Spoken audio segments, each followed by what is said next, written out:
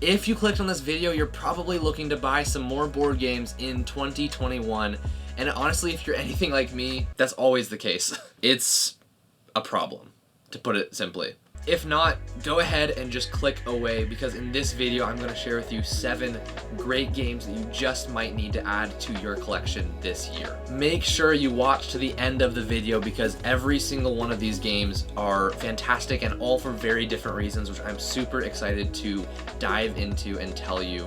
Any one of these games can become a fantastic and valuable part of your collection. I am Evan, and we are Being Friends, and we're a channel dedicated to showing you how board games can help you connect with others, and honestly just why board games are so dang fun. We have so much great content all about that coming up in 2021, as well as we have a fantastic catalog of videos from last year. So make sure you join the Being Friends community, subscribe down below, and ring the bell, because we've got so much great content in store for you, and we want you to be there. Just so you know, we have links to all of these games in the description below, as well as timestamps in case you're the type to skip around in the video. So we are going to jump right into the first game on this list. This is one of the best games that I really think nearly everybody should play, and the reason why is because so far, with everyone I've shown it to, nearly everyone loves it so much. It is a fantastic game for gamers,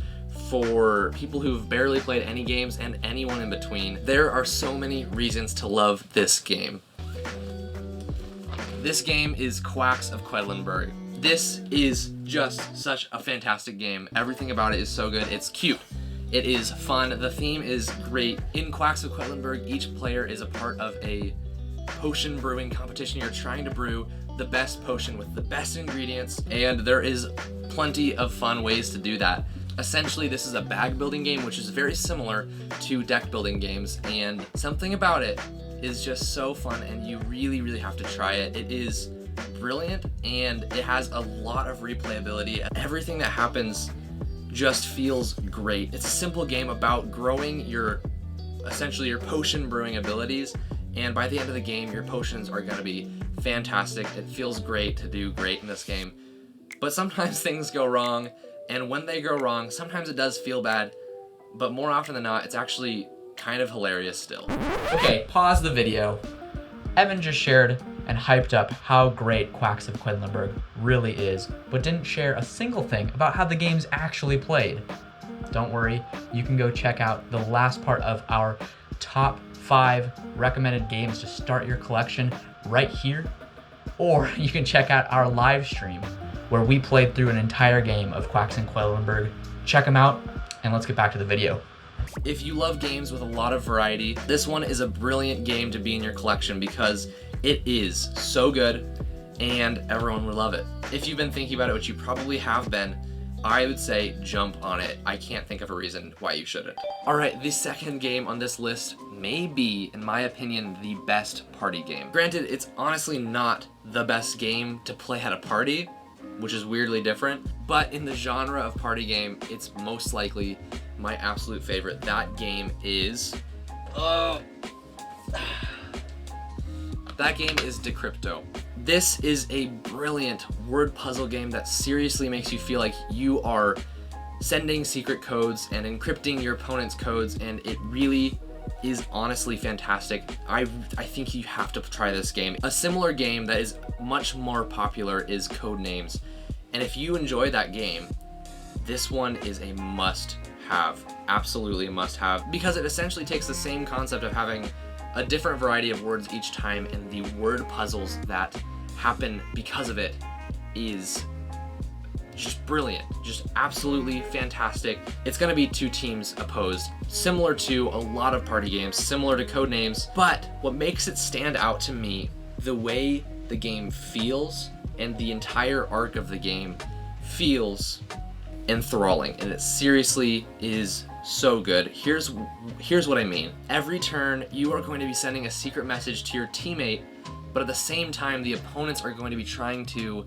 decipher that secret message. And once you know how the game works, and I'm not going to teach the game, there's plenty of better places for that. I'll actually link one right in the corner there if you are curious how exactly this game works. It's very simple. You're forced to do a code that your teammate can for sure get, But if your codes are too simple, and if they're too straightforward, the opponents are going to probably decipher it. So there's a beautiful sweet spot there in your codes that need to be just enough out there that your team can figure it out, but that your opponents cannot. But what makes that so brilliant is that you win the game if you can break your opponent's code 2 times, or if your opponents fail to receive their own codes 2 times. The reason why that makes this game so good is that as soon as either one of those things happen the first time, the game completely changes. When you're playing risky, it's more likely you're going to fail, and when you're playing safe, it's much more likely that the opponents are going to be able to decipher your codes. So the way the game feels in the beginning and the middle and the end is very different, and to me it makes the game so tense, so fun, and just overall a brilliant game that I highly, highly recommend. I know that Shut Up and Sit Down also recommend this game a lot, and that's actually why I ended up buying it. They re-reviewed it to further emphasize how great it is, and I'll link that video in the description as well as up in the corner because I think you've got to get this game. The third game on this list is my absolute favorite game of all time, and if you're already a part of this community, you probably know what it is. I talk about it quite often because how much I love this game. I've played it over 50 times, but if you're new here, you probably don't know yet, and for that reason I'm taking this opportunity to tell you what game it is that you need to play in 2021, and that is Spirit Island. Of course it is. This game is golden. It is pure gold, and I love every single thing about this game. Everything about this game was made just for me, and it's so dang good. There's a huge cult following of this game, people who it's their holy grail game, and that includes me. So I want to share with you a little bit about what makes this game so dang brilliant. As quick as possible. It's going to be very hard for me to condense this. I could talk about this game easily for an hour. Yeah, so if you haven't heard of this game, it is a game where you take control of the various spirits on the island, and your task is to defend it from the invaders who are trying to colonize the land. You are pairing up and teaming up with the local people, the Dahan, and your goal again is to either kill them all or scare them away. And it's such a fun game because you get to take on the control of really powerful beings like the ocean or volcanoes, and there's just so much that you get to be. If you get all the expansions for this game, there is 24 different spirits you can play, which is absolutely nuts. But in the base game alone, there is still 8, which is already quite a bit of variety, and the way that each of them play is so different, so imaginative, and really brilliant game design. So it's just got everything that I love. I love the theme so much. This idea that you get to take control of nature spirits and defend the land, and that the land is sacred and worth defending, is something that really speaks to me on an emotional level, as well as just the way it evokes my imagination. I just love it. But on top of that, the way that the game makes you feel while you're playing it, and specific moments, and the way that you sort of join with the game to tell a fantastic story where crazy things happen and your spirit grows and develops and changes, and when you look at what you just did and you went, oh, and you basically tell your own stories. There's such a really fascinating interplay between the players, the spirits, the invaders, and just the land in general. On top of all of that fantastic gameplay stuff, every single aspect of the game comes together in a really brilliant and harmonious way. Plus, this is where the game really skyrocketed for me and became my favorite game ever this last year as I had played it. The replayability this game offers you is absolutely ridiculous. And there is just always more to explore. Again, I've played this game 52 times, and it doesn't feel like I'm getting tired of it. It doesn't feel like I've seen it all. I forgot to say, this is a cooperative game where you are working together to do all these things. And so what makes the replayability so high is that every single spirit has an incredible amount of depth. The way that the spirits combo, so like the teams of spirits and groups of spirits you play with, makes the game feel incredibly different as well. Plus there are tons of different scenarios and adversaries which change the way the invaders work that make the game feel fresh every time. While the game is challenging at first, and there's a lot that goes into it, there's so much depth, and I actually have a video that explains to you how you can get better at the game, 7 tips to help you win if you're having a hard time. And if you haven't actually played the game, but you're interested in seeing if there is a good amount of depth, that video might actually help you to sort of see kind of the level of strategy that's going on in the game, so make sure you watch it either way. It's fairly complicated, it's a lot of thinking, but if that doesn't sound like a problem, if the replayability being so high sounds fantastic, and if you're interested in the theme at all, this is a fantastic option to add to your collection in 2021. I'm gonna be honest, guys. I'm trying every single video to keep the videos to be fairly brief, just to respect your time and to make really good content, but every single time I just get caught up talking about so much. It's very hard to keep it brief. So yeah, let me know in the comments, do you feel like I'm too long-winded? If you do, that's completely fine, and I actually love to know that I'm too long-winded so I can work harder to correct it. But if you actually enjoy what I have to say, just let me know. Thanks so much for sticking around either way. The next game on this list, I actually haven't played, and this one hasn't been released yet. It's a game that we kickstarted many months ago. I can't remember when it was. It was sometime last year. I think it was in January of last year. We kickstarted Oath, and we are so dang excited about this game. It's going to be shipping in March or April, which happened to be when me and Alex's birthdays are, so happy birthday to us. And of course, with the coronavirus pandemic, everything was delayed. It really is okay. It's not a big deal. I have plenty of stuff to do, plenty of games. Somewhere between summer and fall, anyone can buy this game, and I think that this is a game that you should play in 2021. And here is why. The designer of Oath is one of my favorite designers of all time. His name is Cole Worley, and he designed Root, and he designed Pax Pamir. I personally am super excited to add a third game of his to my collection, but also, this one in particular sounds incredibly unique, and I'm so dang excited because of that. A lot of times a game will be really good, but not that different than anything else you'll see in that same genre. But Oath looks like it's gonna be a game that is unlike any board game experience that I've ever had. Root and Pax Pamir are the ones that I've played from him, and both of them, while each individual aspect of the game, each mechanic individually, isn't particularly that crazy or inventive necessarily, but the way that all of the mechanics come together and create a holistic experience, both of those games do it incredibly well. Root feels like, when everything comes together, such an incredible experience because it creates an ecosystem. Pax Pamir, when everything comes together, it's just a brilliant game of intrigue and action, optimization, and just so much great stuff. So, with Oath coming, I'm just excited to see another game that hopefully has that same sort of harmony that a lot of games really don't have. It's not just, here's these great things, but it's, here's this whole fantastic thing because of these great things that come together. That makes a game harmonious. That makes a game holistic, and to me is what sets apart the greatest games from the ones that are just good. So again, Oath is incredibly exciting because it's another Cole Worley design. I'm so excited to see what he has in store for me.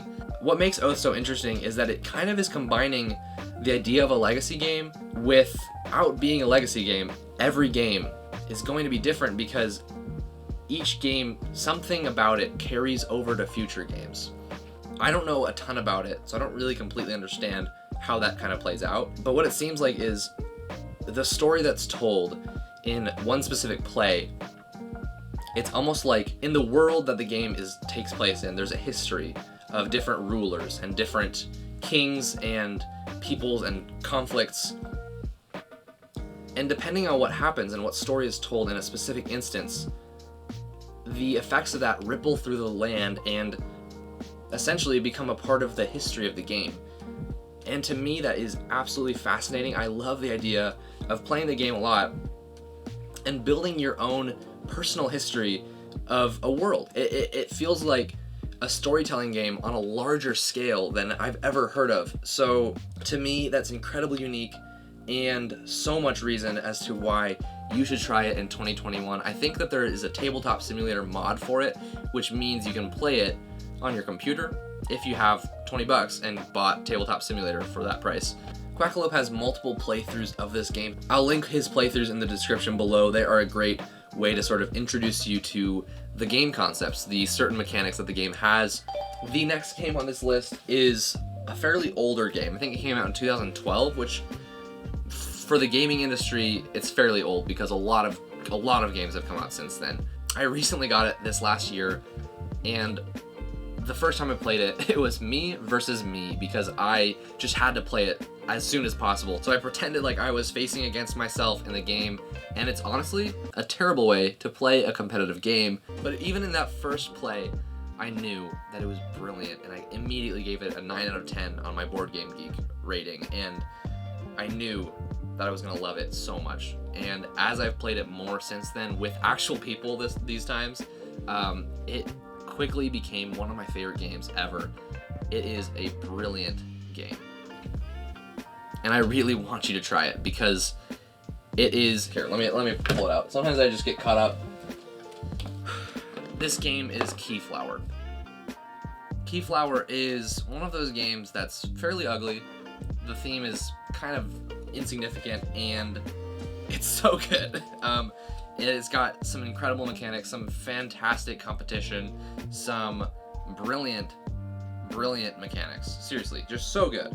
So it's just so good. And this is actually another great example of a game that is much more than the sum of its parts because it brings together an auction game, a worker placement game, and a pick up and deliver / town building game. Is that a thing?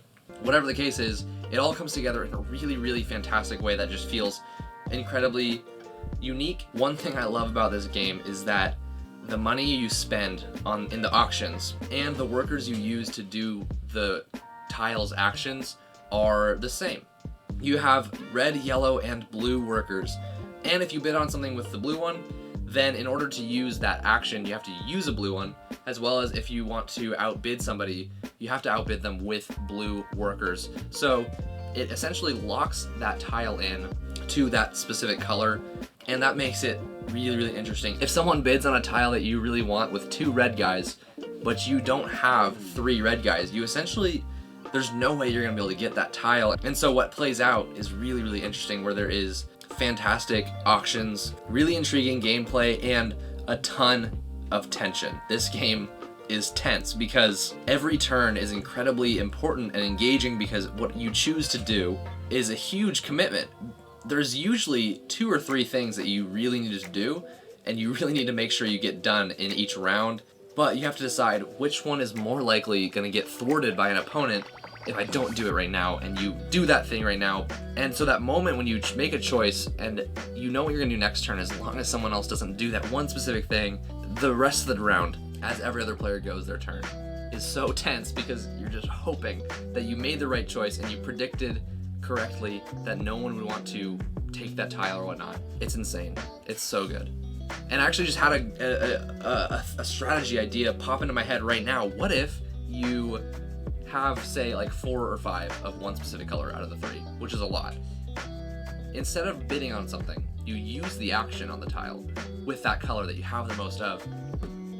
Then that immediately limits each player's ability to bid on that by 1/3 because they don't get to choose which color they want to bid, if they do want to bid. And if someone does decide to bid on it, more than likely you'll be able to outbid it because you used that color that you have the most of, and so you locked it in. And what's great about that strategy is if it works out, when you win the auction for that tile, you actually get to keep all the workers that are on the tile that people used for the action. So that's a great strategy right there. I'm super excited to play this game again, to try that. So yeah, if you love auction games, if you love worker placement games, if you love games, I think you should try Keyflower. I think it's brilliant. In 2021, you need to play, let me tell you right now. In 2021, you need to play Pandemic Legacy. there's 3 of them now. There's 3 different seasons, starting with season 1 and then season 2. And this last year they made season 0, which is the last game in the trilogy, which was a prologue. If you haven't played any of these games, do me a favor and get Pandemic Legacy Season 1. Oh my gosh, it's an incredible experience. It's one of the best experiences in board games you'll ever have. I absolutely loved it. We've only played through Season 1 and a little bit of Season 2, and I'm so sad to say because I really, really want to play it more. It can be really hard to get Legacy games to the table, but if you're able to commit with a group of 2 to 4 players and sort of like play through it at a regular pace, it's one of the best experiences you're going to have in board gaming ever. I think that you should get Season 1 if you haven't played it. But if you've played Season 1, I really honestly think you should get Season 2. So far, it's really good, and I've heard that it just gets better. Pandemic Legacy Season 1 was the game that popularized Legacy games. It is the one that introduced the world as a whole to the idea of a Legacy game. For a long time, Pandemic Legacy Season 1 was the #1 ranked board game of all time, beaten only by Gloomhaven. Yeah, still, Pandemic Legacy Season 1 is number 2, and it's honestly, I think that everyone, not just gamers, nearly everyone should play this game at some point and play through this Legacy experience. It is Pandemic, so it's a family game. It's simple enough for anyone to really play, but the Legacy elements integrate in such a brilliant way, and the mechanics change and adapt and evolve, and the story that is told through it is unlike anything you'll ever experience in board games again. I'm feeling nostalgic about it. We played through it together in 2017 when I got it. I need to make a promise to myself. I need to finish this game this year. No excuses anymore. Nathan and Alex and Jacob, let's freaking do it. Anyone who has played through Season 2 or also Season 0, let me know in the comments below. Just get me hyped about this game so that we actually get it to the table. Hold me accountable, because again, I said it here first. We are going to finish this game. We're going to finish through the story of Pandemic Season 2 and hopefully start Season 0 by the end of this year. So make sure that it happens. I'll put it back up there. This is the 7th game that I think that you need to try in this year of 2021. This game is one that I really think that you should play because I think that it deserves to be talked about more, deserves to be played more, deserves to be more popular. That game is Skytear.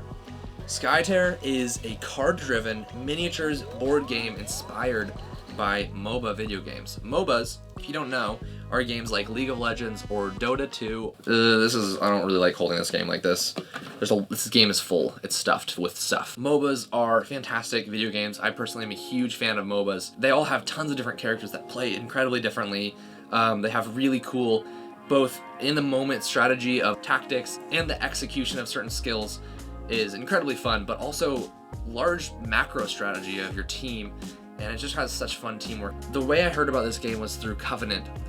Covenant has tons of fantastic content, podcasts, videos about their favorite board games. Usually they're expandable board games like Skytear as well as FFGs, LCGs, but they introduced me to this game, and man, I'm so glad they did. I jumped in on it, and it was hilarious the way I ended up buying it, because I was like, it's $70 for the base game. That's a lot. This one stands out to me as maybe the best value, even though it is expensive, but what you're getting is great miniatures, fantastic game design, really good card design. What happened was I went, $70 I think is too much. I reached out to a friend and was like, do you want to go in on this with me? And we could both own it together. And so we did. And we bought this and 2 expansions. And then, after a series of logical decisions and us realizing that we wanted to have more expansions and ended up wanting to have our own copies of the game before we even played it, we ended up both getting full collections, which was much more than the original too high of a price, $70, and I've probably spent $250 on the game, maybe more than that, which is ridiculous. And I don't regret it at all. Here are my reasons for why you honestly should play Skytear. Especially, and again, I don't know how much I recommend this base box. With the 8 characters and with the limited card selection, I honestly don't know if it's enough to be worth it. For $70 you could get something like Spirit Island, for even actually cheaper than that, which offers, I think, a lot more. But with all the expansions, or even just a few, it quickly becomes a fantastic miniatures skirmish battle game that's, again, like a MOBA where you're vying for control of the different territories, gaining the power of a giant being who gets to destroy everybody. And there's just so much really, really, really great moments, strategies, a surprising amount of depth, and yeah, it's just so fun. The game, every single turn feels significant and like it's contributing to a larger strategy that honestly determines whether you're gonna win or you're gonna lose. Skytear is so brilliant. This is a game designed by 2 new designers and published by new publishers because they had to make this game, and you can just feel it as you play it, how much they cared about this game. Everything from the lore to the art to the world to the elegant mechanics. So I have to recommend it to you. On top of all of that, the community for this game is fantastic. There's so many kind, nice, and welcoming people that are going to just be happy that you're here if you join the community. And they are one of the reasons why I've loved this game so much. I honestly really highly recommend it and think that it's absolutely worth playing, absolutely worth the money, especially if you're interested in expandable games, and if you're interested in MOBAs, if you're interested in painting minis. These are all some of the reasons why you should play it. But here's what I think you should do. Join the Discord. Reach out to some of the people and just like say, hey, I'm here, I'm interested in this game. Watch some videos. I know that Covenant actually has some great playthroughs of the game that I'm gonna link my favorite one down below. If you have Tabletop Simulator, you can play this game for free. Depending on the demand, I don't think there's gonna be high demand, but if you are interested in this game and don't really wanna meet somebody you've never even heard of, I'd be happy to show you too. And so if you are really interested, have Tabletop Simulator, reach out to me, message me on Instagram, or comment on this video below, and I'd love to find a time to play it with you. So that's Skytear. I love these games. I wish that I was talking about some games that I didn't love nearly as much so that I can get through it quicker and I can just get you a really quick, short video. Number 8, the honorable mention, the most honorable game of all of them. This game is, to me, a must play, and I think that there's almost no excuses because this game is Tichu. It's Tichu. Tichu! Tichu is a card game. It is a 2 versus 2 trick-taking card game, and here's the thing. It's like $10, maybe 12. I don't know. Again, we'll have links in the description below for all of them, but you should buy Tichu. You should get it. You should play it because somehow it stands out among all the games I own and I've played, and I've played a good amount, as one of the best. It's mostly a normal deck of cards with a few special cards, but it has incredible moments. It has fantastic strategy and hand management. It has some brilliant teamwork that it emerges as you play more, the amounts of strategies you can actually have. And it has some incredibly fun push your luck mechanics, because one of the main aspects of the game is you trying to see if before you play any cards, can you be the one to go up first? And if you think you can, if you think you can outplay everyone in that moment with the cards you have, you call a Tichu. And if you win, if you go out first with that Tichu called, you get 100 points.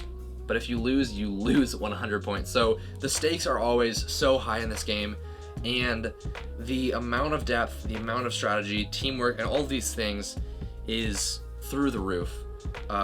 This is a game that I will always feel like I am being edified, and I'm just every time I play this game, it feels like an honor and a privilege, and so you've got to try it. I think that's a much shorter recommendation than the rest of them, but if you like trick-taking games, if you like card games, if you have friends and family who like card games, if you like teamwork, get this game. That is everything. Those are the 7 plus an honorable mention games that I think that you should play in 2021. They're all games that I'm incredibly excited to play more. They're all fantastic, and one of them I've never even played, but we'll see. I hope you enjoy this video. If you are new to the channel, make sure that you subscribe and comment down below saying hello. I would love to chat with you. If you are new to this channel or to board games in general, check out this video right here. All of these are great places to start, so check that out right now.